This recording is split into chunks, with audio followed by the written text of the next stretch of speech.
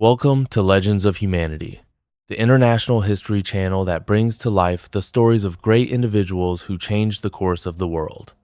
Today, we embark on the extraordinary journey of Sun Yat-sen, the founding father of the Republic of China, a visionary revolutionary, and a lifelong advocate of democracy, national unity, and social progress. From a young doctor dreaming of reform to the leader of the 1911 Xinhai Revolution, and ultimately a unifying symbol honored by both nationalists and communists, Sun Yat-sen left behind not just a republic, but an enduring legacy that continues to shape China and inspire nations worldwide. A humble beginning, roots of revolution. In the year 1866, amidst the verdant, agricultural landscape of Quihang village in Guangdong province, a child named Sun Wen was born. He would later be known to the world as Sun Yat-sen, the visionary who would ultimately earn the title Father of Modern China.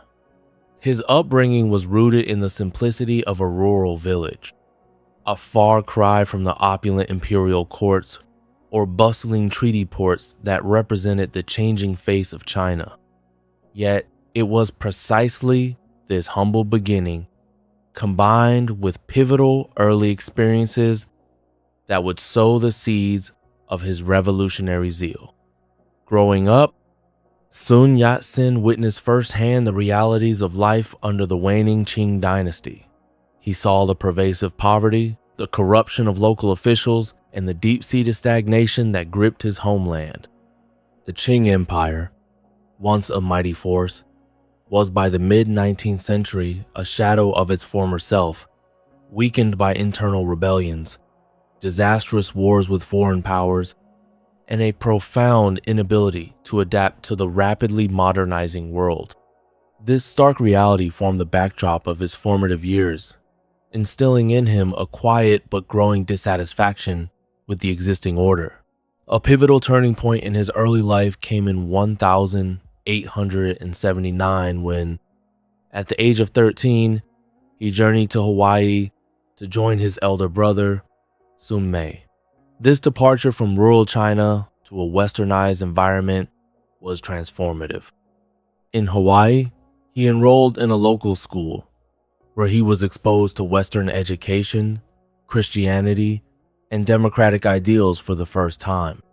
The stark contrast between the vibrant, progressive atmosphere of Hawaii and the backward, oppressive conditions he had left behind in China was profound.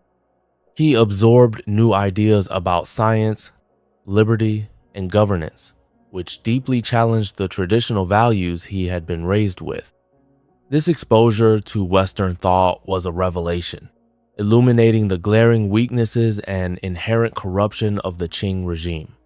He returned to China briefly in 1883, only to find the same stagnation and resistance to change. His increasingly critical views of traditional Chinese beliefs, even going so far as to deface local deities, led to him being ostracized and eventually forced to leave his village once more. This early clash with traditionalism reinforced his conviction that China needed radical transformation, not incremental reform. His further education took him to Hong Kong, then a British colony, where he studied medicine at the Hong Kong College of Medicine for Chinese. Hong Kong provided a different kind of exposure to Western influencing not just education, but the practicalities of colonial administration and the vibrancy of a modern commercial hub. Here, he continued to observe the stark divide between China's decaying state and the efficiency and power of Western nations. The experience solidified his growing belief that China's weakness stemmed from its antiquated political system and its entrenched conservative elites. By this time, Sun Yat-sen's intellectual journey had shifted from a purely academic pursuit to a profound awakening of political consciousness. He became increasingly convinced that traditional remedies and incremental reforms were insufficient to save China. The rot ran too deep, He began to form connections with other like-minded individuals, intellectuals, and patriots who shared his deep concern for their nation's fate. His early life, shaped by the confluence of his humble beginnings, the grim realities of Qing rule, and the invigorating influence of Western education, had cultivated in him a profound sense of mission. He was no longer just a young student. He was a nascent revolutionary, ready to abandon conventional paths and dedicate his life to the monumental task of fundamentally transforming China. Seeds of change, from medicine to mission. Wow. Sun Yat-sen's formal education culminated in a medical degree from the Hong Kong College of Medicine for Chinese in 1892. His true calling had already begun to manifest. He had initially pursued medicine with diligence, driven by a genuine desire to alleviate suffering. He practiced for a brief period in Macau and then in Guangzhou, gaining respect for his skills, yet the physical ailments he treated seemed superficial compared to the deeper, systemic sickness he perceived plaguing China. He came to a profound realization: curing individual bodies was futile if the nation itself was decaying. His burgeoning political consciousness, nurtured by his observations of a modernizing world and the stark realities of Qing misrule, compelled him to shift his focus from medicine to mission. The late 19th century saw a flurry of reform movements within China, largely spearheaded by intellectuals who believed in gradual modernization from within the Qing framework. Sun Yat-sen initially attempted to engage with this reformist path. In 1894, he traveled to Tianjin to present a petition to Li Hongzhang, a powerful Qing grandee, outlining his proposals for national strengthening, including agricultural and educational reforms. However, his petition was ignored, a clear sign that the Qing court was either unwilling or incapable of embracing meaningful change. This rejection solidified his conviction that mere reform was insufficient. A radical, revolutionary overhaul was the only viable path for China's salvation. It was in this crucible of disillusionment that Sun Yat-sen decided to abandon his medical career entirely and dedicate himself fully to the cause of revolution. Later in 1894, while back in Hawaii, he founded a pivotal organization dedicated to China's revival. This was China's first modern revolutionary party, though it began as a small, clandestine group composed primarily of overseas Chinese, intellectuals, and disaffected gentry. The society's initial aim was modest but deeply subversive: to expel the Manchu rulers, restore China, and establish a republic.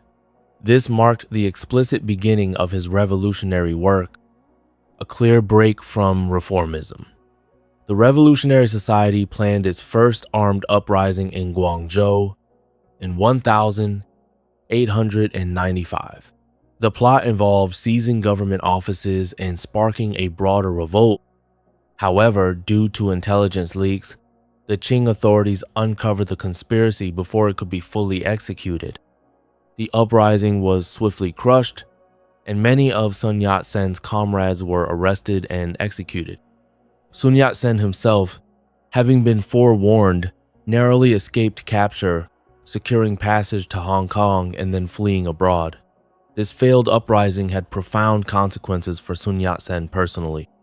The Qing government, now fully aware of his revolutionary activities, issued a warrant for his arrest. He became a wanted man, a fugitive in his own land, forcing him into a life of exile that would last for many years. Despite the immediate setback and the personal danger, this initial failure did not deter him. Instead, it hardened his resolve. The experience provided invaluable lessons in organization, secrecy, and the ruthless nature of imperial power. From this point forward, Sun Yat-sen's mission became clear. He would travel the world, spreading his revolutionary message, building networks of support among overseas Chinese communities, and tirelessly raising funds for future uprisings. The path he chose was fraught with peril and disappointment, but his commitment to overthrowing the Qing dynasty and establishing a modern Chinese republic was now absolute. The man who had once healed bodies now sought to heal the soul of a nation, embracing a destiny that would forever change the face of China. A voice in exile, spreading the revolutionary fire. The failure of the Guangzhou uprising in 1895 forced Sun Yat-sen into a long and arduous period of exile, transforming him from a local revolutionary into a global advocate for China's transformation. With a price on his head, he could no longer operate openly within his homeland. Instead, he embarked on a relentless journey across continents. His mission to awaken Chinese communities abroad, gather financial support, and build a cohesive network for the impending revolution. His voice, once whispered in clandestine meetings, would now echo from distant shores, carrying the message of a new China. His early years in exile were marked by constant movement and strategic planning. He traveled extensively through Japan, the United States, and various countries in Southeast Asia, engaging with a vast Chinese diaspora.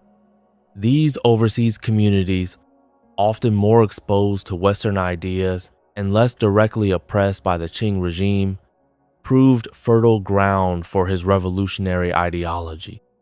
He spoke passionately about China's degradation, its vulnerability to foreign powers, and the absolute necessity of overthrowing the Manchu government to establish a modern republic.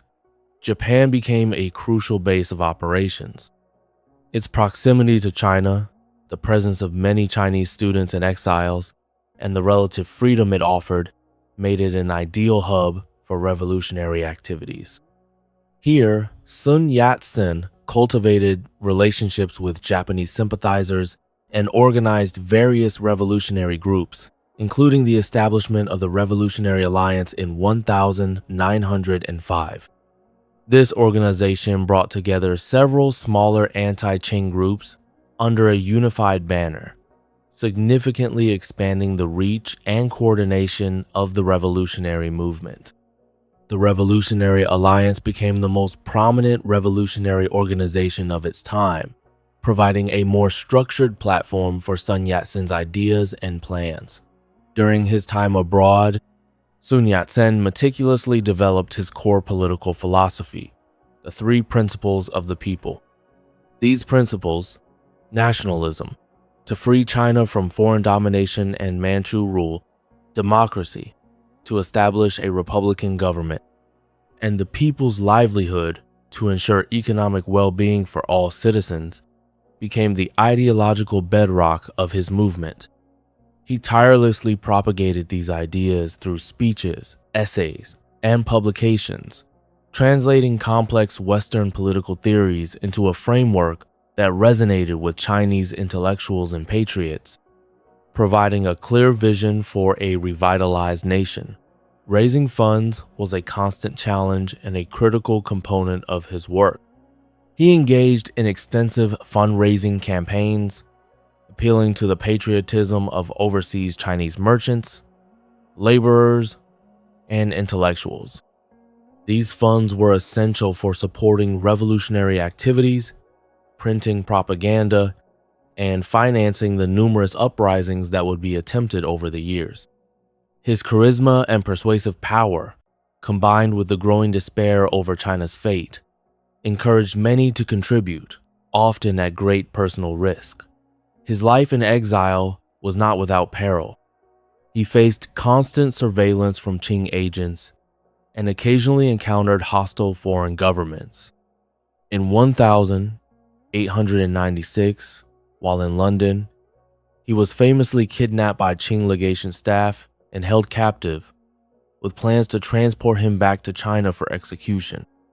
Only through the intervention of his former medical teacher, James Cantley, and the British Foreign Office was he eventually released. This incident, while harrowing, ironically boosted his international profile and garnered sympathy for his cause in Western circles. Through years of tireless travel, fervent persuasion, and meticulous organization, Sun Yat-sen, the voice from exile, succeeded in spreading the revolutionary fire far beyond China's borders. He built a vast, intricate network of dedicated followers, transformed vague discontent into a concrete revolutionary program, and secured vital financial and political support. He transformed himself into a symbol of China's aspirations for modernity and independence, laying the essential groundwork for the dramatic events that would soon shake the foundations of the millennia-old imperial system. The Iron Will, failed uprisings and perseverance. Despite the meticulous planning and tireless fundraising from his years in exile, the path to revolution for Sun Yat-sen was paved with repeated disappointments and crushing setbacks. Between 1895 and 1911, he would either instigate or lend his support to numerous armed uprisings, all aimed at toppling the Qing dynasty, yet almost all of them ended in failure. These repeated defeats would have broken a lesser man, but Sun Yat-sen possessed an iron will that fueled his relentless perseverance in the face of seemingly insurmountable odds. The first major attempt, the Guangzhou Uprising of 1895, as previously recounted, was swiftly crushed. This was merely the beginning of a long and frustrating series. Over the next decade and a half, revolutionary cells, often comprised of zealous young idealists, disgruntled soldiers, and brave members of secret societies, launched revolts in various parts of southern China. These included attempts such as the Huizhou Uprising in 1900, the Chaozhou Uprising in 1907, and the Heko Uprising in 1908. Each time, hopes were high, but each time, the forces of the Qing Imperial Army or local militias loyal to the dynasty proved too strong, or the plots were betrayed from within, leading to arrests, executions, and the scattering of revolutionary forces. One particularly notable attempt was the Huanghuagang Uprising in Guangzhou in 1911, just months before the ultimate success of the Xinhai Revolution. This was one of the largest and best organized of the early revolts, involving several hundred revolutionaries who launched a direct assault on the Qing Viceroy's office. The fighting was fierce, but ultimately, the imperial forces overwhelmed the rebels. Over 70 of the revolutionaries were killed, their bodies later buried at Huanghuagang, Yellow Flower Mound, becoming martyrs for the cause. Sun Yat-sen was not physically present during many of these uprisings, often directing them from abroad due to his status as a wanted fugitive, a fact that sometimes drew criticism but also kept him alive to continue the fight. These constant failures exacted a heavy toll. Beyond the lives lost and the funds expended, each defeat brought despair and internal squabbling among the revolutionary ranks. There were moments of profound disillusionment, instances where Sun Yat-sen's leadership was questioned, and even times when his own life was in immediate danger from Qing agents or disillusioned former allies. He faced betrayals, arrests, as seen with his kidnapping in London, and the constant threat of being handed over to imperial authorities. Yet, he never truly wavered. His ability to persevere stemmed from several key qualities. Firstly, his unshakable belief in the three principles of the people provided him with an unwavering ideological compass. He was convinced that his vision for a democratic, nationalist, and prosperous China was the only way forward, and this conviction transcended any temporary defeat. Secondly, his personal charisma and persuasive powers were extraordinary. Even after multiple failures, he could still rally support, inspire new recruits, and convince overseas Chinese communities to continue funding a seemingly hopeless cause. He became a master of communication, refining his message with each setback, learning from mistakes, and adapting his strategies. Moreover, these repeated uprisings, despite their individual failures, served a crucial purpose. They gradually chipped away at the Qing dynasty's authority, demonstrating its fragility and igniting discontent among the populace. They also served as training grounds for future revolutionaries, building experience, establishing networks, and fostering a spirit of defiance that would eventually culminate in widespread revolt. Each failed attempt, in its own way, added another brick to the foundation of the coming revolution. By 1911, after more than a decade of relentless struggle and numerous dashed hopes, Sun Yat-sen's iron will remain unbroken. His perseverance, a testament to his profound dedication to his mission, had kept the revolutionary flame alive, even when it flickered precariously.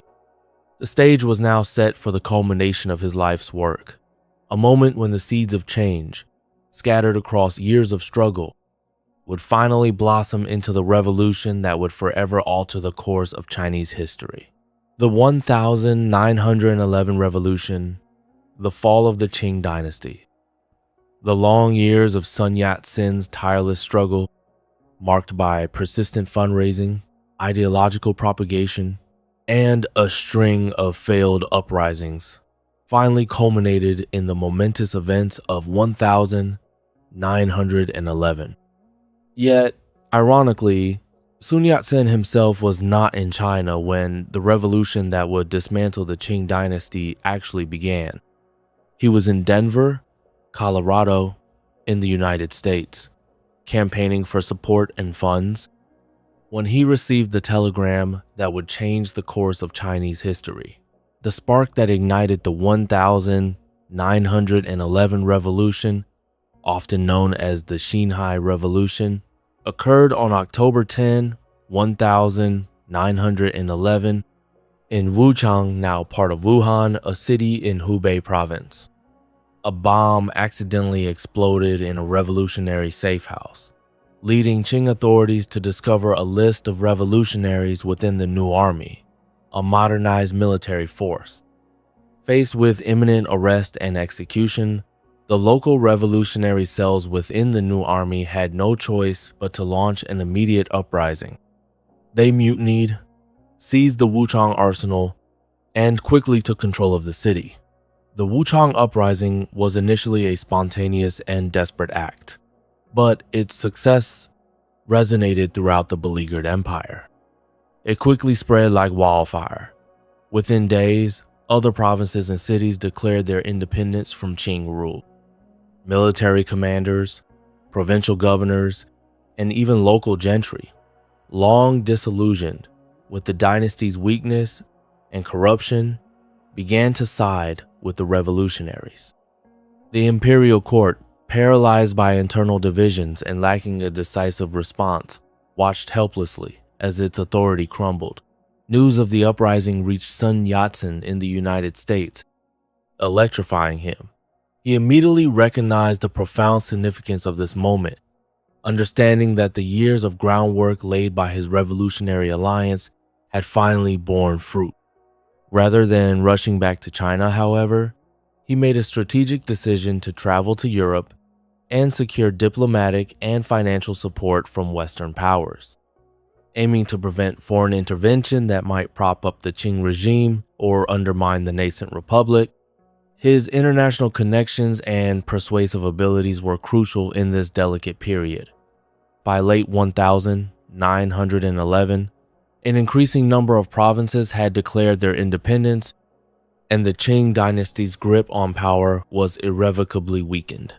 On December 29, 1911, representatives from the independent provinces convened in Nanjing.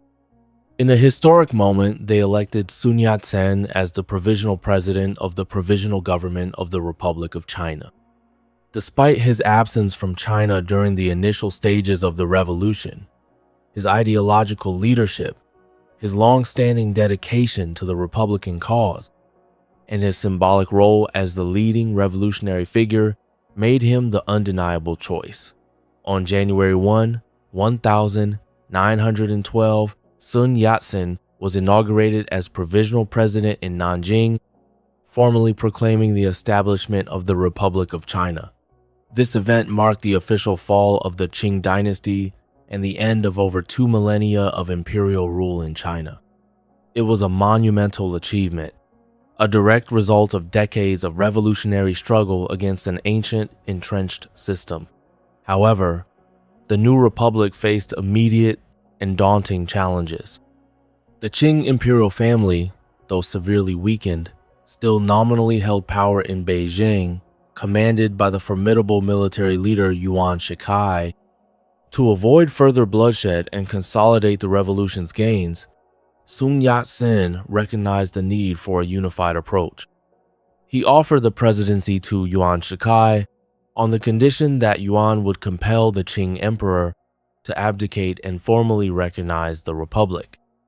This concession, a pragmatic decision made in the interest of national unity, would soon prove to be a perilous gamble for the nascent republic and for Sun Yat-sen himself.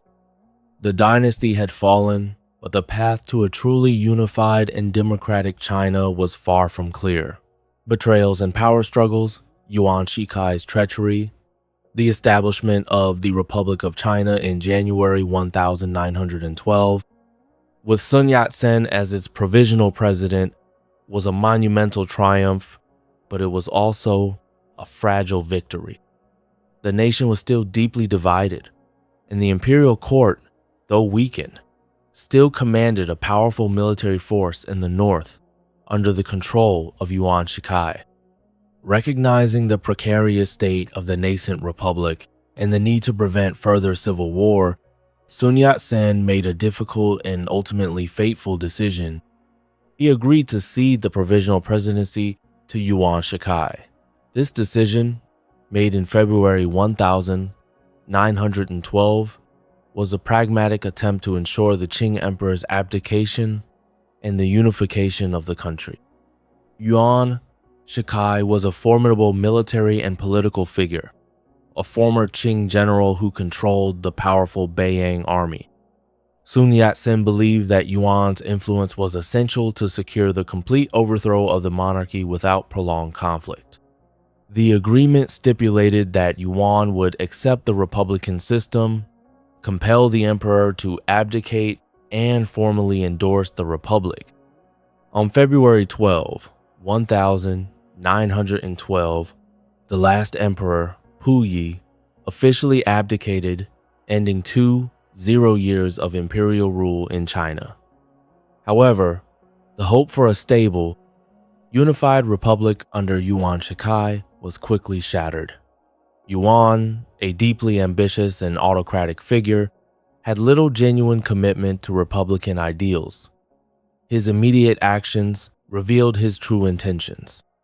He quickly moved the capital from Nanjing back to Beijing, placing it firmly under the control of his northern military forces. He began to consolidate power, systematically undermining the provisional constitution and sidelining republican institutions. The betrayals and power struggles intensified as Yuan Shikai sought to centralize all authority in his own hands. He dismissed republican governors, replaced them with his loyalists, and used his military might to suppress any opposition. Sun Yat-sen, along with other revolutionary leaders, soon realized the extent of Yuan's treachery. Yuan's ultimate ambition became frighteningly clear. He sought not merely to lead the republic, but to dismantle it and establish himself as the new emperor of China. This blatant disregard for the republican ideal led to a rapid escalation of conflict. In the summer of 1913, elements of Sun Yat-sen's party, led by military governors in the southern provinces, launched the Second Revolution against Yuan Shikai. However, the movement was poorly coordinated and lacked the military strength of Yuan's Beiyang army. Yuan swiftly crushed the rebellion, forcing Sun Yat-sen and many of his followers to once again flee into exile, primarily to Japan. Yuan Shikai's actions plunged the country into deeper chaos.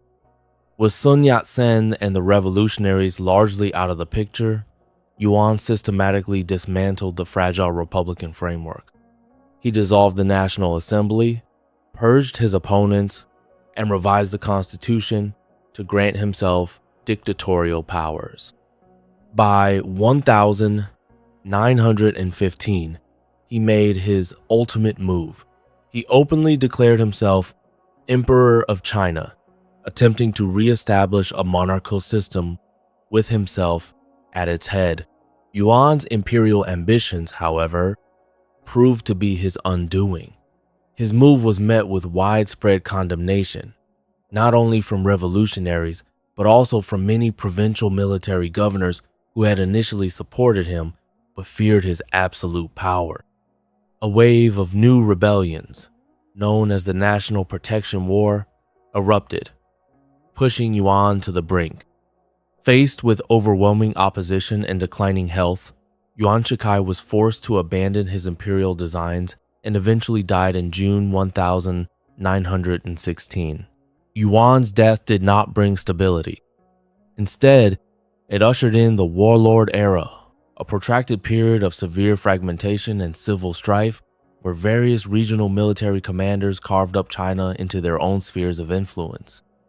The very unity that Sun Yat-sen had sacrificed so much for was shattered, and the dream of a stable republic seemed more distant than ever.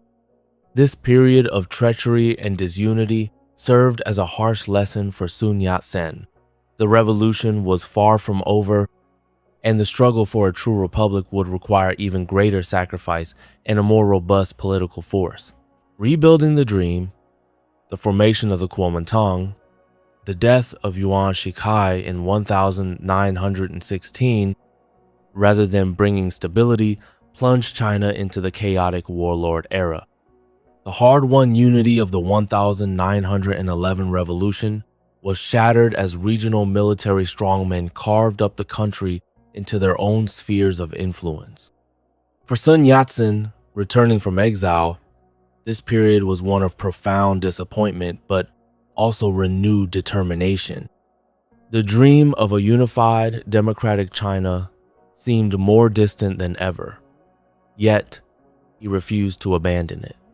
He understood that a stronger, more disciplined political force was needed to overcome the rampant warlordism and finally realize the republic. His primary focus became rebuilding the revolutionary movement from its fragmented state. The Revolutionary Alliance, his former party, had proven insufficient in the face of Yuan Shikai's treachery and the subsequent nationwide chaos. Sun Yat-sen recognized the need for a more robust, centralized political party, capable of mobilizing mass support and competing effectively in the turbulent political landscape. In 1919, in the city of Shanghai, Sun Yat-sen formally reorganized his various revolutionary factions and established the Kuomintang, KMT, also known as the Chinese Nationalist Party. This was not merely a change of name, it was a fundamental restructuring.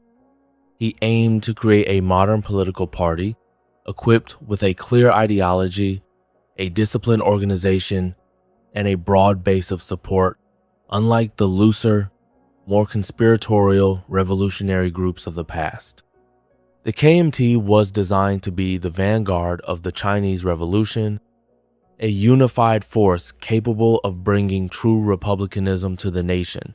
At the heart of the Kuomintang's mission lay Sun Yat-sen's refined political philosophy, the three principles of the people.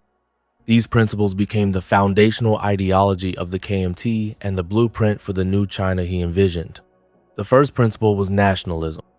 This encompassed two main aspects: the liberation of China from foreign imperialist control and the achievement of national unity by overcoming regional warlordism and internal divisions.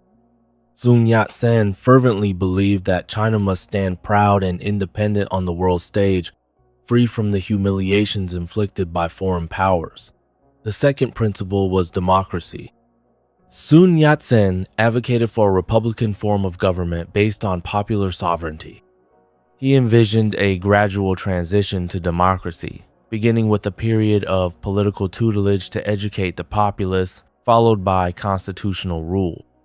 He believed that the people must have the ultimate power to elect their leaders and participate in governance, a radical departure from millennia of autocratic rule. The third principle was the people's livelihood. This addressed the socio-economic welfare of the Chinese people. Sun Yat-sen proposed a system of land reform, nationalization of key industries, and state regulation of capital to ensure a more equitable distribution of wealth and to improve the living conditions of the impoverished masses. This principle aimed to prevent extreme disparities and ensure that economic development benefited all citizens, not just a select few. Sun Yat-sen tirelessly promoted these three principles through his writings, speeches, and extensive travels. He established party branches throughout China and among overseas Chinese communities, recruiting intellectuals, students, merchants, and even former military officers. He sought to unify all patriotic forces under the banner of the KMT, believing that only a concerted national effort could overcome the pervasive chaos and realize his dream. Despite his continuous efforts, the political fragmentation persisted. The KMT established a rival government in Guangzhou in 1917, challenging the authority of the warlord-dominated government in Beijing. This marked the beginning of the North-South divide, a period where two competing governments claimed legitimacy over China. Sun Yat-sen, leading the Guangzhou government, recognized that without significant military strength and international backing, his dreams of unification remained elusive. His efforts to rebuild the dream were arduous, but the formation of the Kuomintang provided a more structured and ideologically coherent vehicle for his enduring revolutionary aspirations. North-South divide, seeking unity amid chaos. The formation of the Kuomintang and the articulation of the three principles of the people provided Sun Yat-sen with a clearer ideological and organizational framework. However, the reality on the ground in China remained profoundly challenging. The country was in the throes of the warlord era, a period of relentless political fragmentation and military conflict. Numerous regional warlords, each commanding their own armies, carved up China into personal fiefdoms, often engaging in internecine warfare that brought further suffering to the populace. In this tumultuous environment, Sun Yat-sen and the Kuomintang established a rival government in Guangzhou in 1917. This southern government was intended to be the legitimate voice of the republic, challenging the warlord-dominated regime that nominally held power in Beijing. This marked the beginning of a stark north-south divide in China, with two competing centers of power, each claiming to represent the true aspirations of the nation. Sun Yat-sen, as the leader of the Guangzhou government, faced immense difficulties. His authority was often tenuous, dependent on alliances with various southern warlords, who were often unreliable and driven by their own self-interest, rather than a commitment to republican ideals. He frequently struggled with internal dissent within his own ranks and with the perennial challenge of securing adequate funding for his government and military. The dream of a unified China under a republican banner seemed constantly out of reach, hampered by both external enemies and internal weaknesses.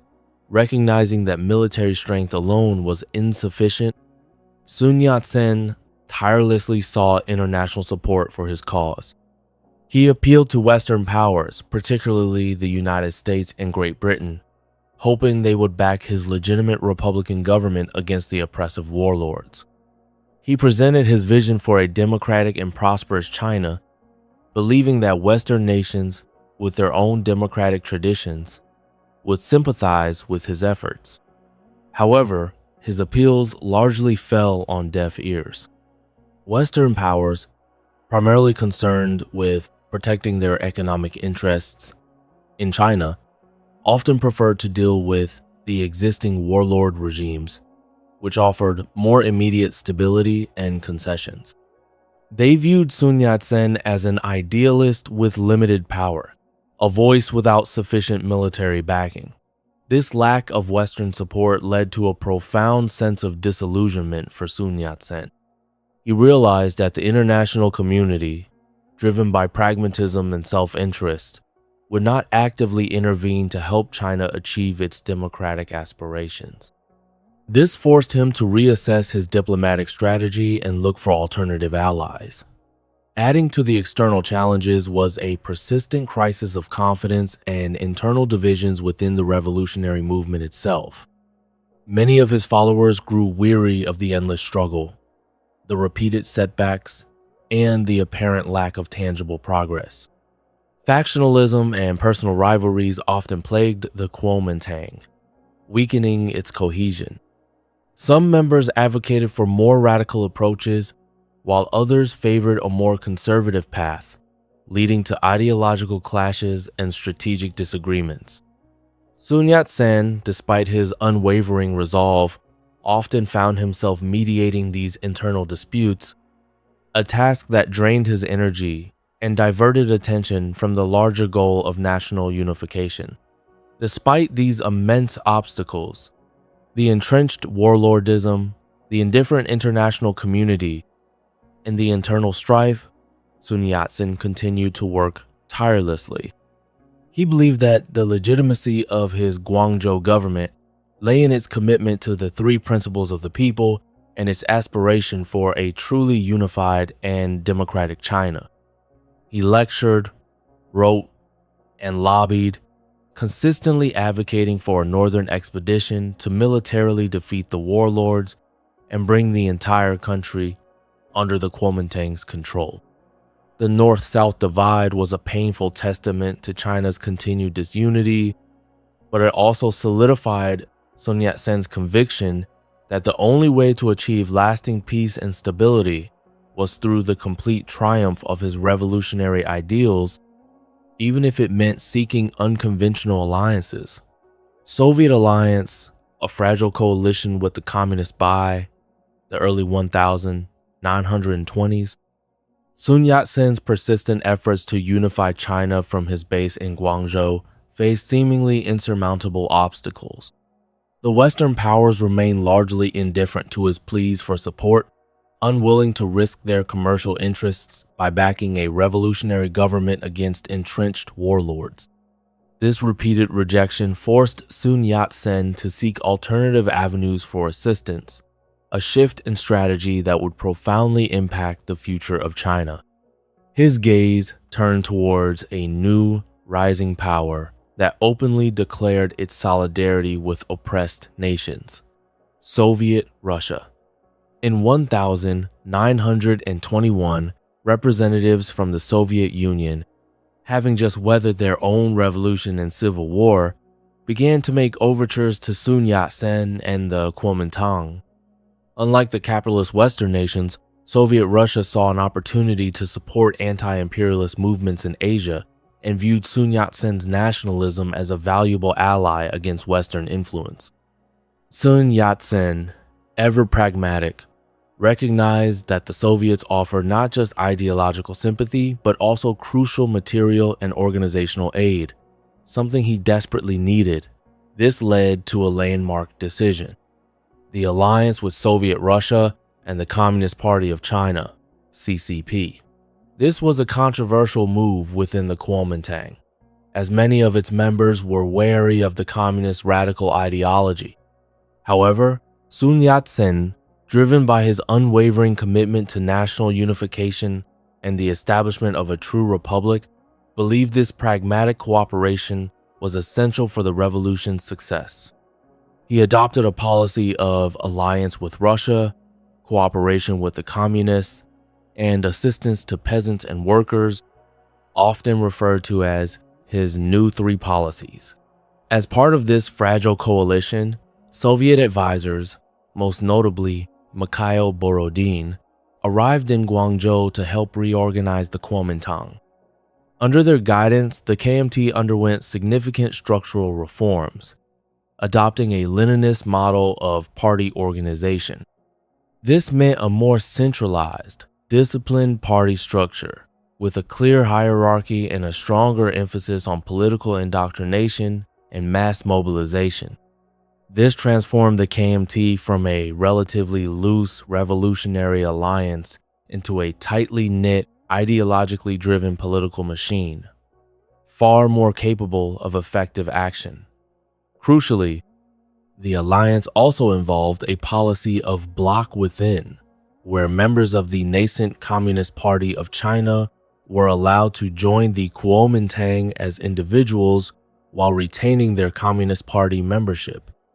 This decision, championed by Sun Yat-sen, was intended to strengthen the revolutionary forces by uniting all patriotic elements under a single banner. It led to an intriguing, though often tense, dynamic within the KMT as communists rapidly gained influence within the party's ranks. One of the most significant outcomes of this cooperation was the establishment of the Whampoa Military Academy in 1924 near Guangzhou.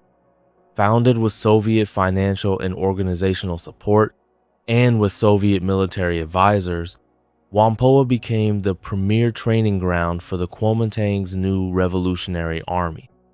Sun Yat-sen appointed Chiang Kai-shek as its commandant, a young and ambitious military officer who would later become his successor.